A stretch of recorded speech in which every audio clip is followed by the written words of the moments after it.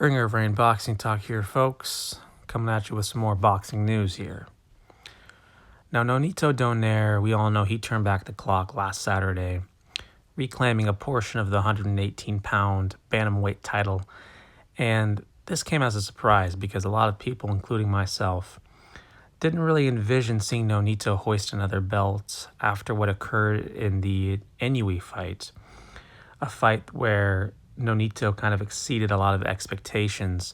Pretty much that entire bantamweight tourney they had, people thought that Nonito was too old. He was just going to be a name on there for basically like a stepping stone for the other fighters. And he came pretty close to winning that damn thing. And the way it kind of ended, I didn't know if he had the heart to step back up at his age to compete and win another world title, but he did just that. And at 38 years old, fighting in the bantamweight division, I don't know if that's history, but it's an incredible feat. You know, the lighter you go in weight classes, the more rare it is to see an aging champion, as a lot of time the success of those light guys is predicated on their speed and reflexes. And that's usually one of the first things that will go in a fighter as they age, is those reflexes. They're a hitch slower. They don't have that same explosiveness, but look, I'll give Nonito a lot of credit. He fought well, and he still showed that he has some gas left in the tank. Now, he might not be the only Filipino champion that's going to make history in the coming months here.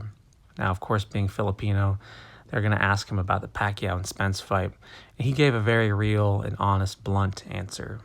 Now, he said that, firstly, you never know if Father Time is going to catch up to you. Manny might have looked explosive in his last fight, but that was his last fight. And, you know, his next fight is going to be a new day. And when you start to creep into your 40s, you never know fight to fight when Father Time will finally catch up to you. And that's just the harsh truth. And what he's saying could be true. Manny could look explosive against Thurman, but who knows if he'll still have it against Spence. Now, looking at Manny and his training a little bit, it's still very early in his training camp. He still looks to have that speed, but you never know. We'll have to wait until the fight. But he said that despite Father Time might catch up to him, you know, a champion is still a champion. And he really believes in Manny Pacquiao's preparation and his experience and his power.